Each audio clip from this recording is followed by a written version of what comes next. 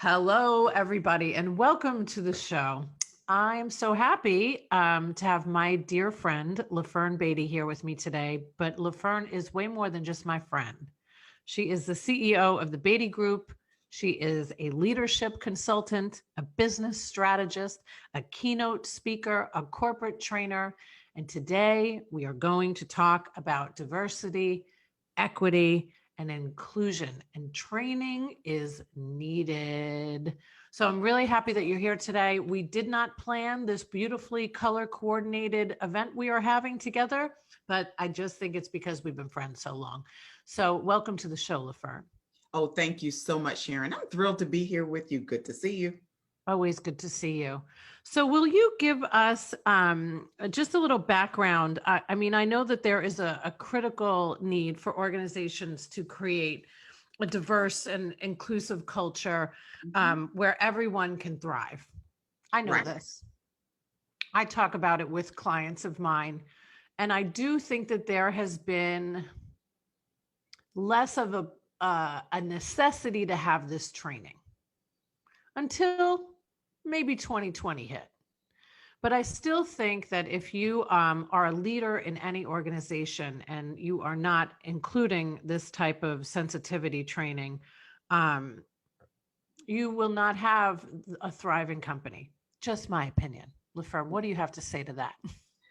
Sharon, it's interesting because I think, the most surprising responses leaders get from me when we talk about or when they inquire about diversity, equity, and inclusion training. And, depending on the organization, mix up the words, switch up the acronyms, but we all know what it means. My contention is that as a leader, if you are trying to build the most effective, efficient, and profitable organization, then diversity, equity, and inclusion won't be a training that you give, and training is skills based, but it will be culturally rooted in your organization and it will be educationally focused. So, from an educational perspective, believing that everyone has the capacity to do whatever it takes to welcome different perspectives, thus diversity, to have an equitable environment where access to opportunities are the same based on competency, based on merit. And inclusion means I value what everyone naturally brings to the organization. Now, if you are an effective leader, that's not an initiative. That's how you lead, it's how you live, it's how you learn, and it's how you teach others around you. And so I wince sometimes. I get it. I get it when I hear about the initiative or the training.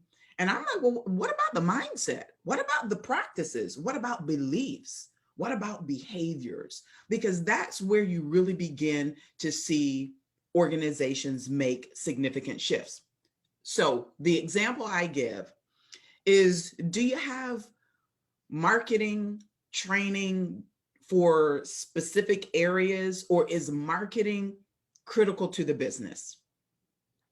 Do you have financial training? Yeah, you might have some courses to give insight, but performing financially with excellence, it's just a part of the way you do business. Well, the same thing holds true for how you engage others in your organization, how you serve the clients you have, and then how that manifests in the way you do business, period.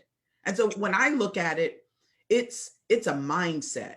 It is an imperative.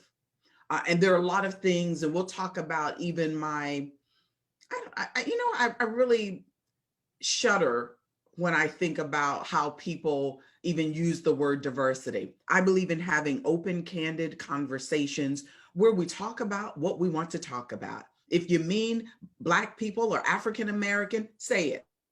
If you mean women, say it.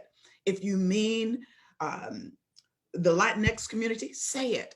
But let's not hide behind broad descriptors that make it more comfortable for us to have uncomfortable conversations. Yeah. me. I like nothing more than a friendly, candid conversation. And Yeah. I think that you're right. Uh, I have watched many of my fellow white community say, "Well, let's talk about the Black people conversation, Sharon." What? Right. So we don't. Well, number one, we don't have to whisper. Right. No, black We, doesn't have to be whispered. you It know, doesn't. I hate it. LaFern, we don't have to whisper. No, It's just no. really. And I think that being somebody in the medical industry, it is very rare when I'm working with clients that it's ever brought up to me that we're going to invoke this training. And that's one of the reasons why I wanted to have this conversation with you. It is very obviously not just the medical community, it is corporations across the world. And you and I were talking before we started about our friend in our head, Brene Brown. Pretty Yes. sure that I'm good friends with her. How about you? Yeah. Dinner, couple of days. Besties. Yeah. Right. And I have listened to so many wonderful authors and speakers and change makers on her podcast, on her. She has two of them, Dare to Lead and, oh my God, what's the other one? Unlocking Us. Yes. Every Wednesday is Unlocking Us, and every Monday is Dare to Lead, just in case you're wondering. This isn't the only podcast I need you all to listen to, but really to have these clear, candid conversations. It's the same way, LaFern, that I feel about mental health. I think that if you say, let's do a panel about mental wellness, I say, I dare you to have one about mental health and mental illness. Mm, Right? Let's call it what it really is, because right. until we are ready to, if we want to normalize anything, we have to be brave enough to have the hard conversations. Absolutely. And I like the way you put that, Sharon. Sometimes we want to change the language around what's difficult to talk about so that it will make it more uncomfortable. And I even see it, if I'm talking with colleagues who tend to take a softer, less direct approach, nothing wrong with that, if that's your style, who might say, LaFern, maybe if you didn't come at it so directly, yeah, I've heard it, Mhm. but who does that serve? There are some people who are willing to engage and to have conversations around differences and the difference between having a sensitivity or an awareness about who another person is or another culture or another life experience versus sitting in a place of being a student. You know what? I'm going to stop telling you what I think, and I'm simply going to sit back and learn. And there's something different about having uh, gone to school with a Black person, having Black friends, and I won't throw up air quotes because there are some things I really dislike. I'm trying to not use the word hate much, but it really bubbles up in my spirit when I hear it. But when we say we have friends, but to me, and this is my definition of a friend is somebody who knows my inner world, Yes. who knows something about my family, who sits in a space with me, even one-on-one. It's not this phrase, this word that's been put on, label that's been put on relationships that really isn't friendship. And so when I want to talk about some of the hard topics, especially in organizations where 99.9% of the time they're people I don't know and have never met, it's important for me to be able to use really direct language with respect, understanding that everyone is at a different place on his or her journey, but let's just talk about the hard conversations. And I want to be, for the clients I serve, I want to be that space where they can be open and not feel judged, and also the person who will ask the hard questions to get them to at least explore their thoughts and practices differently. So it's important that we have really clear, candid conversations. I agree. And I really do think it does take a lot of bravery. It takes a lot of courage Guys. to say, you know what, I've made some mistakes. And I need to learn more. Mm-hmm. So I need to ask the right questions, and I need to not ask them to maybe a peer that would look like me. Right. You know, Right. I had an interesting conversation not too long ago after the that one I can't even say wonderful, that horrific incident at the Capitol. Yes. And as soon as I say that word now, my back goes up. Like it just happened. I was like, ooh, Yeah. ooh. Mm-hmm. It's this a tough one. So I was having a conversation with somebody that is close to me, Mm-hmm. and I listen. I always listen, right? LaFern, you're a great active listener. You know, if we are ever going to make any kind of change, we need Right. to be sure that we allow somebody else to express how they feel, their opinions. But dare I say that when we are having conversations about things such as Black Lives Matter, that Right. we actually need to have a Black man or woman in the room if you want to really understand what it's like. If Right. you really want to know, having that conversation with the same group of friends or colleagues that you have always had is really, it's going to be very difficult to move that needle. Exactly. And I appreciate that. You know what, Sharon, it's funny you say that because a couple of weeks ago, I don't even know if it's been a couple of weeks, I like to have honest conversations about decisions that people make or about incidents that are going on. And I might not even share my perspective. Sometimes I do, but sometimes I don't. And so, of course, if we go to what I consider the terrorist event on January 6th. That's a better word. Yeah, Terrorist. Yes, it thank was you. a terrorist event. Right. Mhm. And when when I was reading about it, there was something that bothered me a couple of weeks afterward. And something that I know, having grown up in a household where my mother in her mid 80s is still a community activist, Mhm. is you can't have a movement of any type without a volume of people, a certain volume of people. It might start off small, but to become a significant movement, you need a significant number of people to follow. And you also need money. Mhm. And so when I read the article, and this was not my first introduction to this piece, but when I read the article about the Publix heiress who funded the rally that was held prior to the terrorist event, and that she funded it significantly, that bothered me personally. So I believe that we all have options about how we spend our money.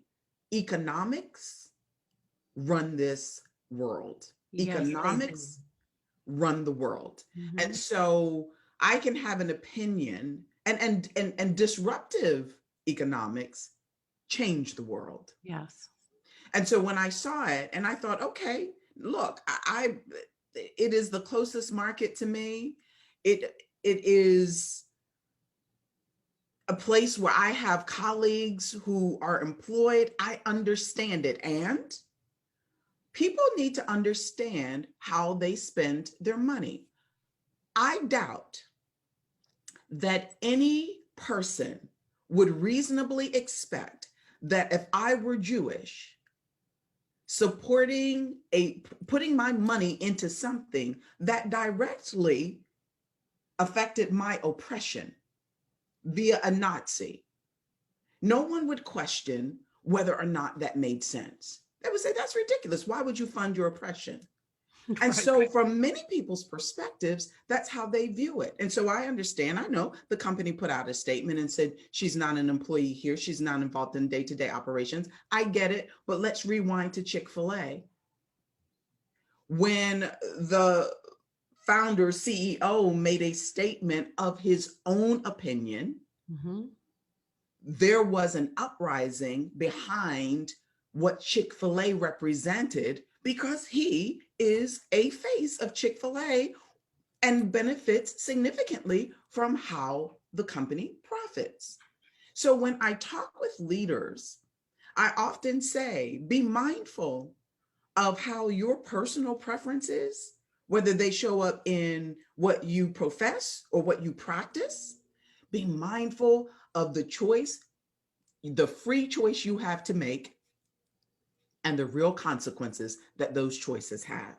And that's a huge issue. So when that conversation, when I posted and I said, don't get caught up in not an employee and not running operations. The question is, does my money going into that company fill her coffers? That's all I want to know. Mm-hmm. Because what I'm not going to do is fund my own oppression. And Mm. there was a lady who came on and she commented, great, I love it. I'll be sure to shop there more regularly. I got it. Now, let me just tell you, my nature was both Ooh. fully locked, loaded, and Right. ready. Yeah, And then I thought, nope, you are a leader in this that's conversation. right. And so I asked her what she meant. And she started with um, politics. And then she married politics with religion. Mm-hmm. And that's where it got interesting. Mm-hmm. Because if you are going to come into a conversation, as I welcomed her into a conversation, you have to be open to people asking questions about. And I tried my hardest Mm-hmm. to not ask questions in judgment. Oh, there were some folks who questioned I and bet. asked some hard questions, Mm-hmm. but not to ask in judgment. And that's the same approach that I take with leaders. I'm not going to ask you in judgment, but if I'm really curious, I'm going to ask questions. So, how do you get there? So, what's your rationale? So, is that support for a person? Is that support for a party? Is that support for a movement? Or is that a core value of yours? Let me understand where you are. And I invited her to a conversation offline. Mm. And And she it was like, happened. great. Oh, And good. she said great. Oh. But the first response, once I invited her privately, where there was no show, there Mm-hmm. was no audience, the first question was, well, what do we talk about? I said, I want to get to know you, to understand your perspective. I don't care about your politics. I Mm-hmm. want to know you, someone who, in this case, said, I am a Christian. I want to understand your perspective so that I can understand how you make decisions and just know who you are. And it very quickly devolved into, I don't think that's a good idea. And I have access to information. And it shifted to a conversation where it felt like she continued to keep herself on this pedestal while viewing me as somewhere here. That's how it felt. Yeah. Now, that's not how I perceived it because that's not the way I live. Mm-hmm. And once I realized that's where she was, I wished her well. I told her I'd pray for her and her family. Mm. And that more than anything, when we show up in spaces like that, where we show up in conversations, if we show up only wanting to convince someone of the way that we believe, that's not a conversation. Yes. Well, as my favorite new phrase is, listening is not waiting for your turn to talk. Right. Exactly. And I had to say that to myself. Mm-hmm. Oh, I have some strong opinions around it, but I Mm-hmm. had to back up and say, no, wait a minute. Suppose there's a perspective that this person has that I can learn from, or at Right. least try to understand. I might not agree, but Mm-hmm. how do I understand? Same thing when I'm sharing with leaders inside of organizations and they're talking about some of the conflicts that they have. And most of the time, if I am referred to an organization or if they call, it's because they're ready to have uncomfortable conversations. I generally am not going to get a referral around somebody who has to be pushed into it or is really resistant. If they show any indication that they're ready to at least have a conversation, they may never agree, but if they show any indication, that's typically the types of leaders that we serve. Yeah. So we have conversations about the brilliant work of Isabel Wilkerson and the book Cast Mm-hmm. and the roots of that book. We have conversations around white fragility, or we have conversations around the book that was just released by Charles Blow called The Devil You Know.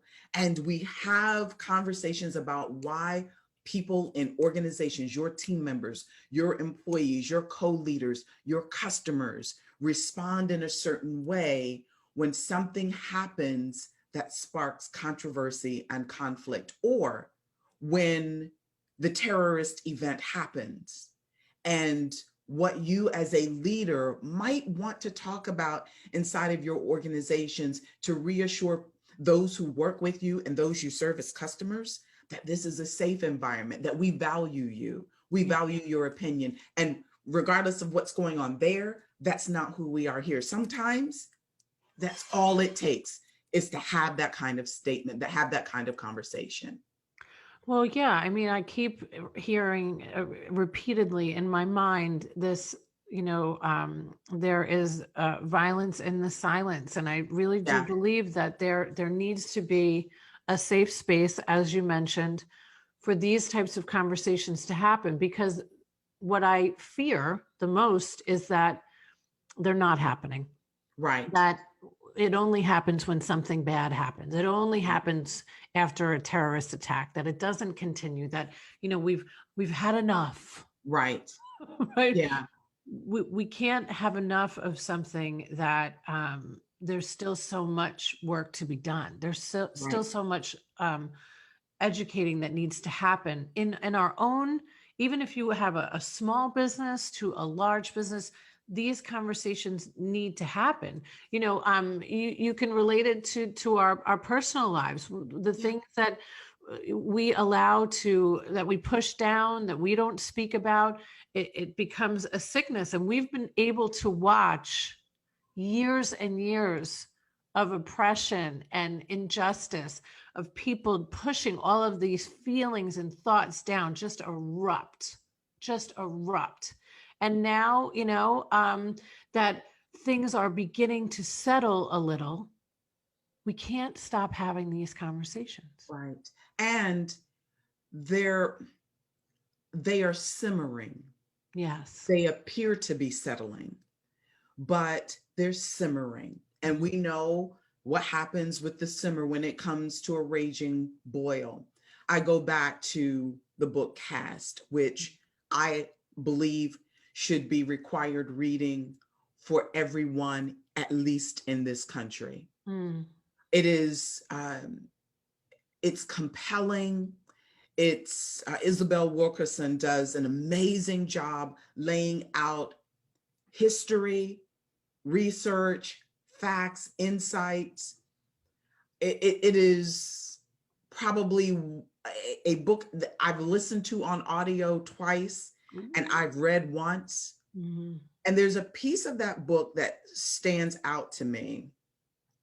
And she talked about a recounting of someone or families who were living outside of the chambers, the gas chambers, the torture chambers in Germany, and how people were aware but didn't really insert themselves into the conversation, the situation. It's not really affecting me, so why should I say anything? Mm-hmm.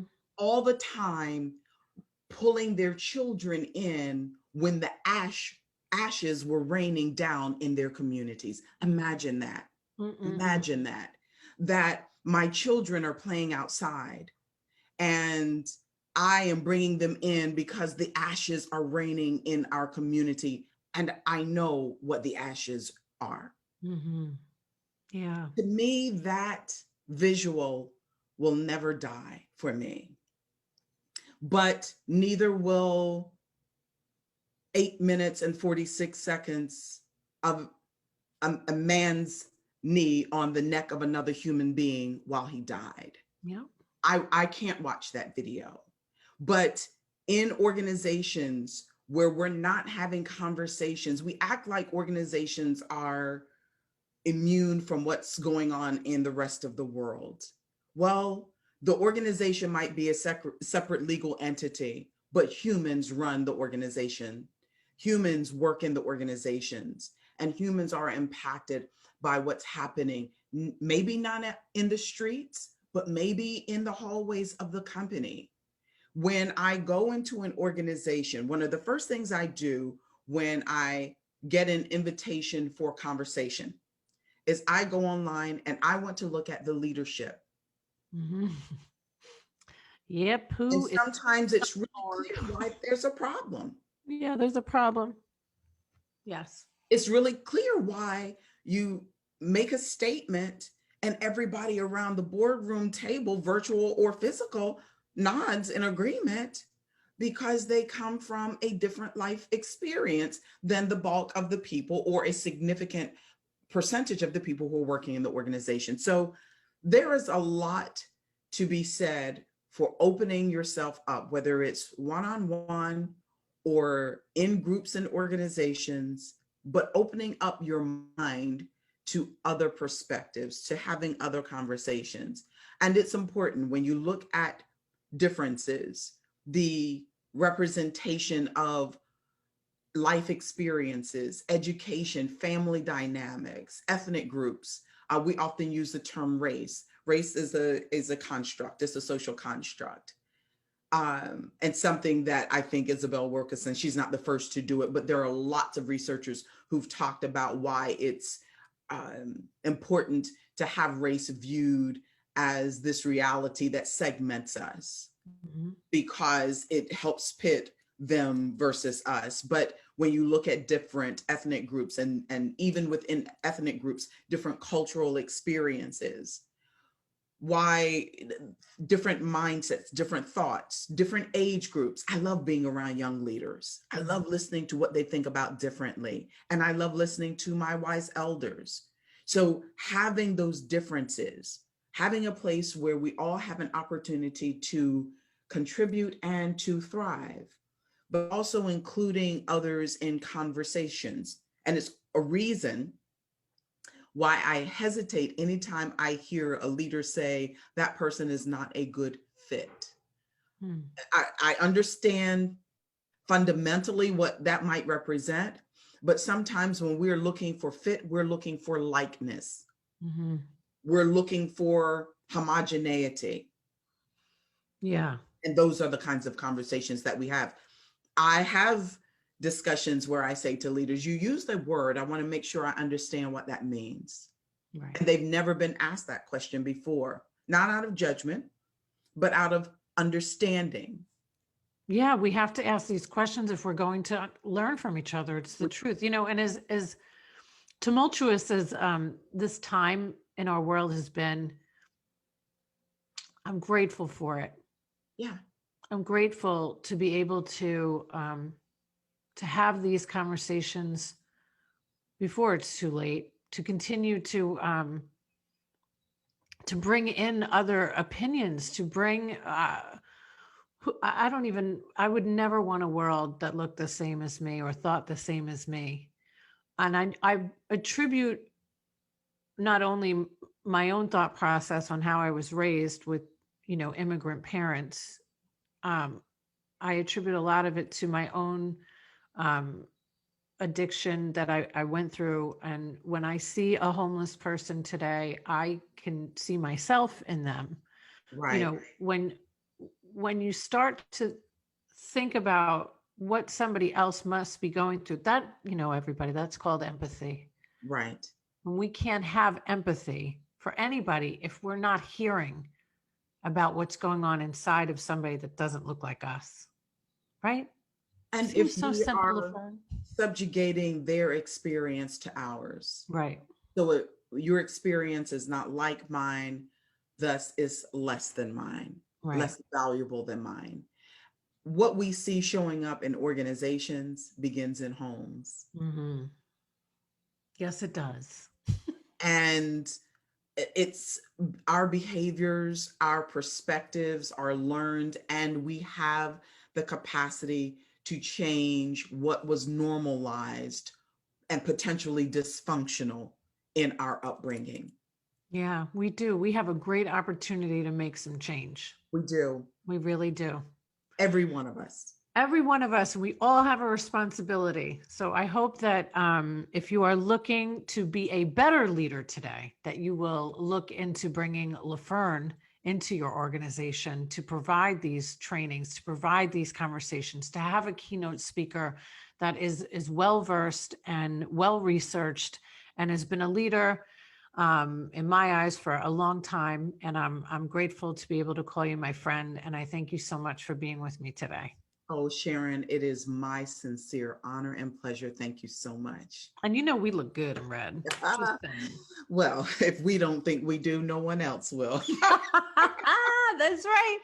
All right, my friend. Thanks so much for joining us. Thank you.